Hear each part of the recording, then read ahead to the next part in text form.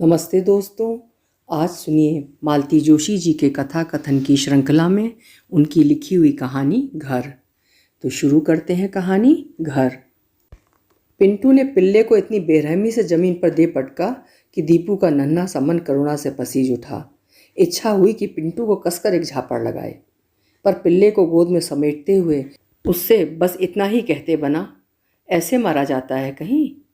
गूंगा जानवर है बेचारा, देख लेना भगवान जी तुम्हें खूब पाप देंगे। लेकिन इतनी सी बात पर भी दोनों भाई बहन उस पर चढ़ बैठे। बड़ा आया भगवान जी का भगत, हमारा पिल्ला है, हम मारेंगे, 1000 बार मारेंगे, मार डालेंगे, तुम बीच में बोलने वाले कौन होते हो? दीपू का सारा आवेश ठंडा पड़ गया। पिल्ला कब उसके हाथ से छिनकर पारुल के पास चला गया इसका भी उसे होश न रहा। किसी अनाम दुख से सुबकता हुआ वो मम्मी के पास दौड़ गया। उनकी गोद में मुंह छुपाते हुए बोला, मम्मी हमें भी एक कुत्ता ला दीजिए ना प्लीज़। मम्मी हस्बे मामूल किताब पढ़ रही थी। दीपू की गुहार उनके कानों तक पहुंची ही नहीं। खींचकर उसने किताब खींच ली। क्या है रे, क्यों तंग कर रहा है? मम्मी चीखी।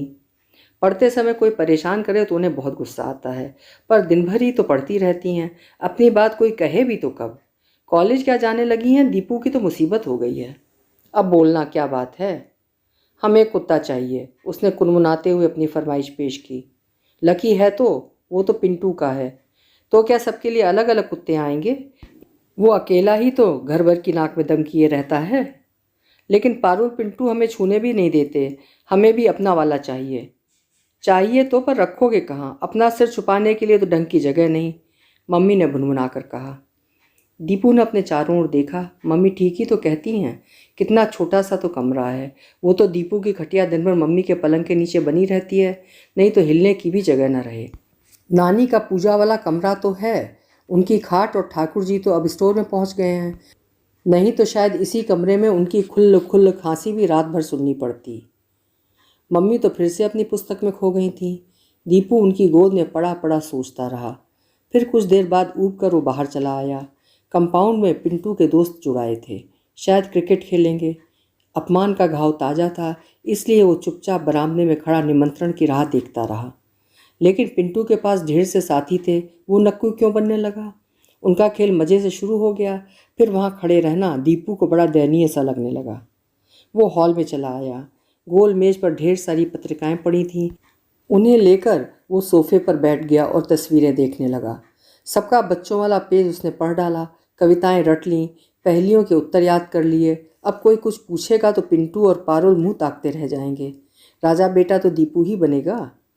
श्श, दीपू जी सोफे पर पैर लेकर नहीं बैठते, कितनी बार मना किया है? उसने चौंक कर देखा। मामी जी पता नहीं कब कमरे में आ गई थीं, पता नहीं कब उसने पैर ऊपर कर लिए थे। अनजाने में ही हो जाता है सब। वो चुपचाप बैठा अपराधी भाव से मामी जी को देखता रहा, जो यहाँ वहाँ से कागज़ के टुकड़े बीन रही थीं। मामी जी, उसने साहस बटोरते हुए कहा, पिंटू हवाई जहाज़ बना रहा था, ये कचरा उसी का फैलाया हुआ है।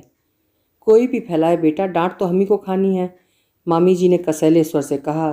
तो उसे लगा व्यर्थ ही अपनी सफाई देता रहा वो। मामी जी को आजकल उसकी कोई भी बात अच्छी कहाँ लगती है। पहले वाला लाड़ प्यार जाने कहाँ चला गया। होता क्या है कि बच्चे चाहे लड़ाई करें चाहे शरारत, नानी जी उसका पक्ष ले लेती हैं और डांट पड़ती है पिंटू पर, पारुल पर। मामा जी भी अपने बच्चों को ही घुड़क देते हैं, उससे कोई कुछ नहीं कहता। इसीलिए हर बार मामी जी का मुंह फूल जाता है, बच्चे भी उससे कट जाते हैं। इससे तो अच्छा है थोड़ी डांट पड़ जाया करे, तब इतना अकेला तो नहीं पड़ पाएगा वो। इससे तो सचमुच गांव में अच्छा लगता था।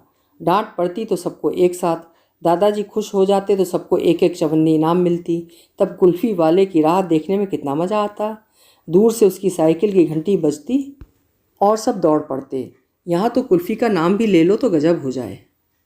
गांव में सचमुच आनंद था। खूब लंबा चौड़ा घर, दूर दूर तक फैले खेत, बच्चे कहाँ समा जाते पता ही नहीं चलता। मज़े से कुएं पे नहा रहे हैं, गन्ना चूस रहे हैं, पेड़ से कच्ची अमियाँ तोड़ रहे हैं, कोई रोकता नहीं था। ना दिन भर जूते मोजे पहनने की बंदिश थी, ना बार बार सॉरी और थैंक यू कहने का झंझट। डाइनिंग टेबल पर करीने से बैठकर तमीज़ से खाना खाने का सिरदर्द भी नहीं था। बस जब भी भूख लगी दादी के गले में बाहें डाल दी या ताई जी की साड़ी से लिपट गए, फ़ौरन मम्मी को हुक्म हो जाता और वो चुपचाप थाली लगा कर ले आती। यहाँ तो डांटने ही लगती हैं, जाने कौन से अकाल से चला आया है, दिन भर भूख भूख ही चिल्लाया करेगा। अब उसे बार बार भूख लगाती है तो वो क्या करे। अंग्रेजी स्कूल की समस्या ना होती तो गांव में ही बना रहता। मम्मी चाहे यहाँ चली आती, यहाँ उसे ज़रा भी अच्छा नहीं लगता। मम्मी सुबह कॉलेज चली जाती हैं, दिन भर या तो पढ़ती हैं या बुनाई लेकर बैठ जाती हैं।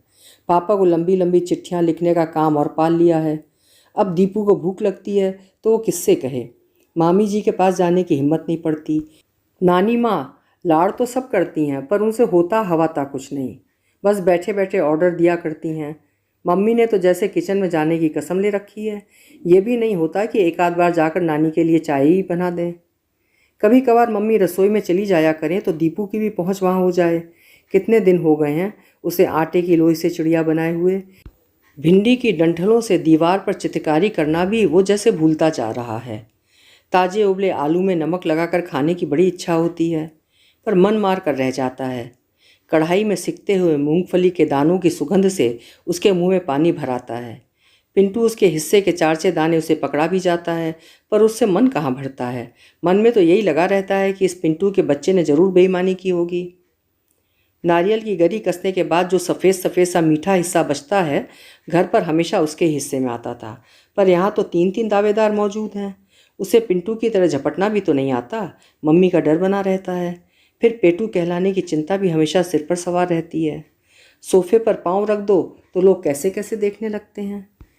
फिर खाने के लिए जिद करना तो बहुत बड़ी बात है। होमवर्क करते करते वहीं बिस्तर पर पसर गया था वो। थोड़ी देर बाद आंखें खुली तो देखा मम्मी शीशे के सामने खड़ी चूड़ा बांध रही हैं। कहाँ जा रही हो मम्मी? जाना कहाँ है रे, यूं ही घूमने। हम चलें? चलो।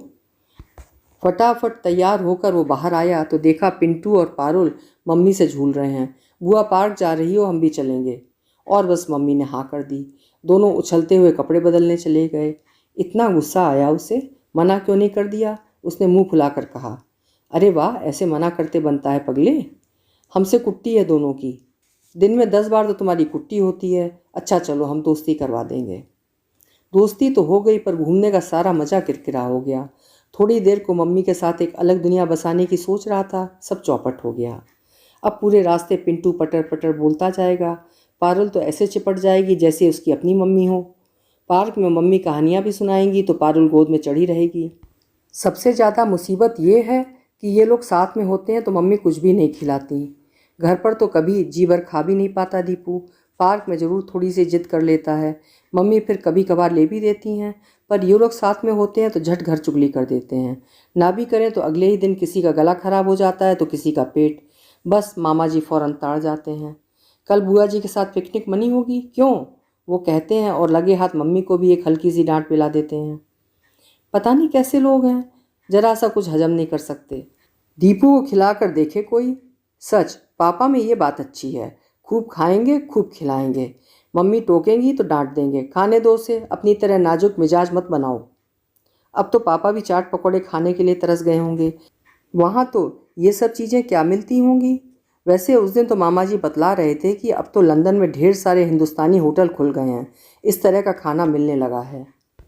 मतलब पापा वहाँ भी मज़े कर रहे होंगे और दीपू यहाँ हिंदुस्तान में भी कुछ चीज़ों के लिए तरस गया है। पार्क में गीली घास पर बैठा वो यही सब सोचता रहा और कुढ़ता रहा। पापा कब आएंगे मम्मी? रात को उसने रोज़ की तरह मम्मी की गोद में दुबकते हुए पूछा। क्या पता कब आएंगे, मैं तो इतना बोर हो गई हूँ। कहीं चलो ना मम्मी। कहाँ चलेंगे बेटा? मम्मी ने हताश स्वर में कहा। सच तो था, कहाँ जाएंगे? मौसी के यहाँ अभी पिछली छुट्टियों में ही तो होकर आए हैं, बार बार जाना क्या अच्छा लगता है? फिर ले देकर एक गांव ही रह गया है। दीपू की तो वहाँ मौज रहती है, पर मम्मी बेचारी बड़ी परेशान हो जाती हैं। कहने को इतना बड़ा घर है पर ढंग का एक कमरा भी नहीं, ना बिजली है ना नल, बस गर्मी में तपते रहो। पानी तो खैर महरी लाती है, पर ढंग का बाथरूम तो हो।